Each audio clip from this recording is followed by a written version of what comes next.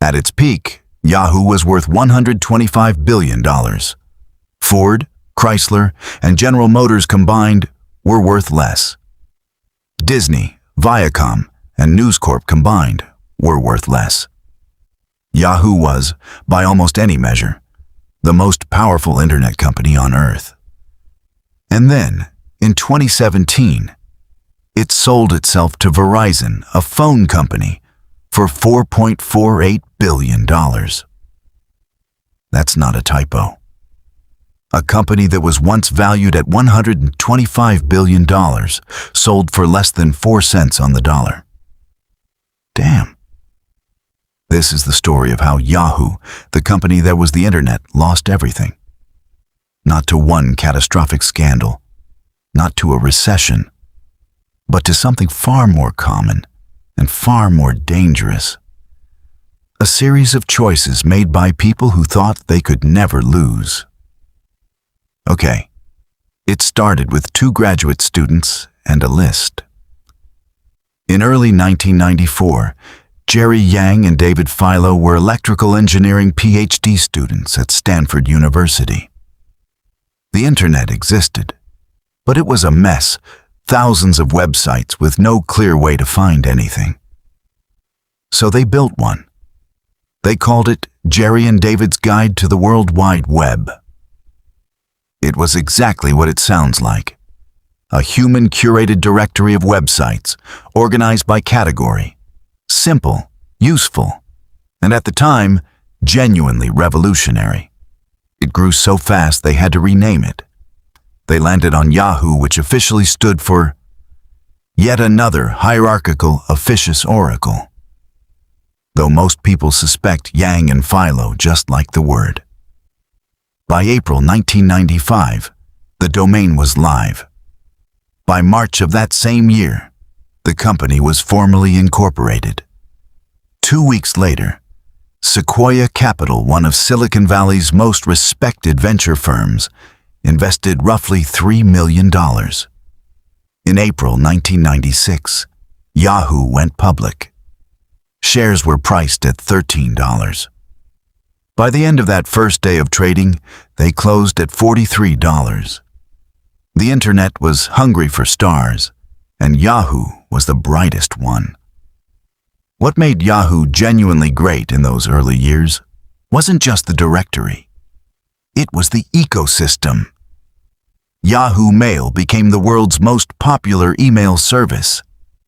Yahoo News aggregated headlines before anyone else figured out how.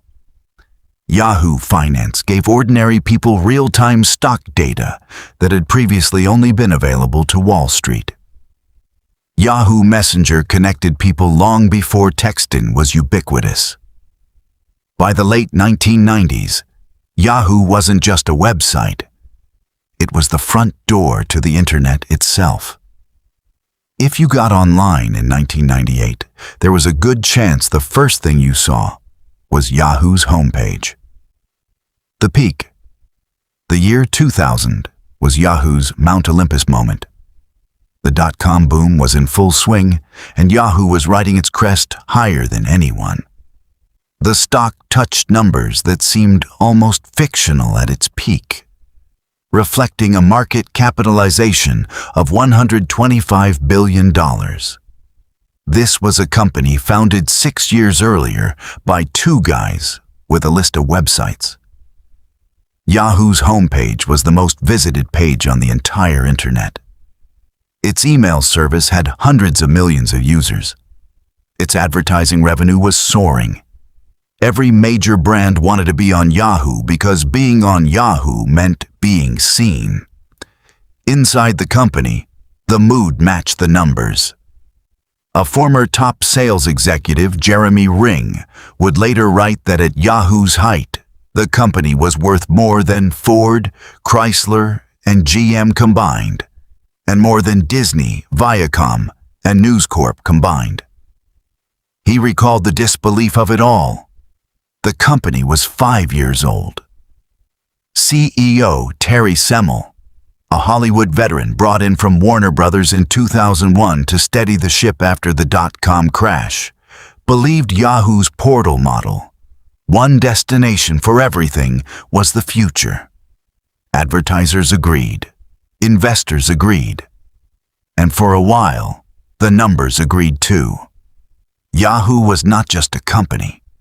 It was a cultural institution. It was where America went online. There was no single explosion. There were a dozen small fires that nobody put out. The first and arguably most consequential happened in 1998, before Yahoo even reached its peak. Two Stanford PhD students named Larry Page and Sergey Brin built a search engine called PageRank. It was faster, smarter, and more relevant than anything else available. They approached Yahoo with an offer: buy the technology for $1 million. Yahoo passed. The reasoning was internally logical, but strategically catastrophic. Yahoo was a portal, designed to keep people on Yahoo. A great search engine would do the opposite. It would send users away. So they said no. Larry and Sergey founded Google instead.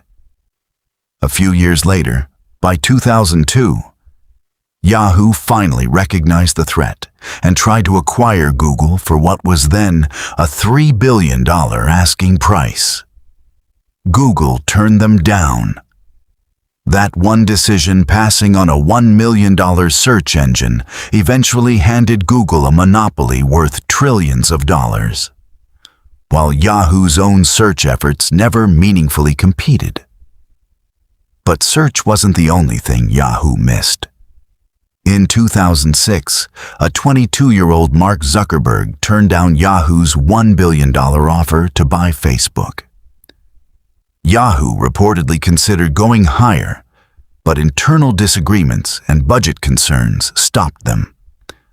Facebook went on to become one of the most valuable companies in history. That same year, an internal Yahoo executive named Brad Garlinghouse wrote a memo that was later leaked to the Wall Street Journal. It became known as the Peanut Butter Manifesto. In it, Garlinghouse described Yahoo's core problem with brutal clarity. The company was spreading its resources across dozens of products and initiatives like peanut butter across too much toast. A thin layer on everything meant depth in nothing. He called for urgent focus, accountability, and decisive leadership. The memo was widely read, widely praised, and almost completely ignored. Then came 2008, and the clearest signal of how badly Yahoo's leadership had misjudged reality. Microsoft made a hostile takeover offer to buy Yahoo for $44.6 billion. Yahoo's board rejected it, believing the company was worth more. It was not worth more. It was never worth more again. These weren't just missed opportunities. They were a pattern a company so convinced of its own indispensability that it kept saying no to lifelines while the water slowly rose. After rejecting Microsoft, Yahoo entered a revolving door of CEOs that became almost darkly comedic. Jerry Yang himself returned to lead the company in 2007 following Semmel's exit and lasted barely 18 months. His tenure ended largely because he was the man who had turned down Microsoft. Then came Carol Bartz, brought in from Autodesk in 2009 with a reputation as a no-nonsense operator. She was fired in 2011, reportedly over the phone. Then Scott Thompson, a PayPal executive installed as CEO in 2012, who lasted 4 months before it emerged that his listed degree in computer science didn't exist on his actual academic record. He resigned. That's 3 CEOs in roughly 5 years, each one arriving with a plan, none staying long enough to execute one. In July 2012, Marissa Mayer arrived, a high-profile Google executive. brought in with enormous fanfare and genuine public optimism. She made splashy acquisitions. Tumblr for $1.1 billion in 2013, aimed at winning back a younger audience. It didn't work. She launched digital magazines, redesigned products, and pivoted strategies repeatedly. But Yahoo's core advertising revenue kept shrinking. Google and Facebook were consuming the digital ad market, and Yahoo had no answer. Then, in 2016, the situation became worse than a strategic crisis. Yahoo disclosed 2 separate data breaches, one from 2013, one from 2014, that together compromised over 1 billion user accounts. The 2014 breach was later attributed to Russian state-sponsored hackers. These weren't minor incidents. They were the largest known data breaches in Internet history at the time, and they revealed security failures that had gone undetected and undisclosed for years. Verizon, which was already in acquisition negotiations, responded by cutting $350 million off its purchase price. In June 2017, Verizon completed the acquisition of Yahoo's core internet business for $4.48 billion. Marissa Mayer resigned. The assets were folded into a new subsidiary called Oath. The name Yahoo, once synonymous with the internet itself, became a brand within a telecom company's portfolio. The trajectory was stunning. $125 billion to $4.48 billion. A company that once outvalued half of Hollywood sold for less than the price of one of its own failed acquisitions from the 1990s. Let's look at something critical here. What happened to them isn't a tech industry story. It's a human story, and it plays out in businesses, careers, and organizations of every size. Point 1. Knowing who you are is a competitive advantage, and not knowing is a fatal liability. At that internal company retreat in 2006, Yahoo executives played a word association game. Microsoft, Windows, Google, Search, Intel, microprocessors. When they got to Yahoo, their own company, the answers were all over the map. Nobody agreed. That wasn't a branding problem. That was an identity crisis masquerading as a strategy. A company that can't clearly answer, "What do we do better than anyone else?" will eventually be beaten by someone who can. Secondly, spreading attention is the same as destroying it. The Peanut Butter Manifesto named something real. When you try to compete in email, search, news, music, video, social, shopping, and messaging simultaneously with limited resources, you end up being mediocre at all of them.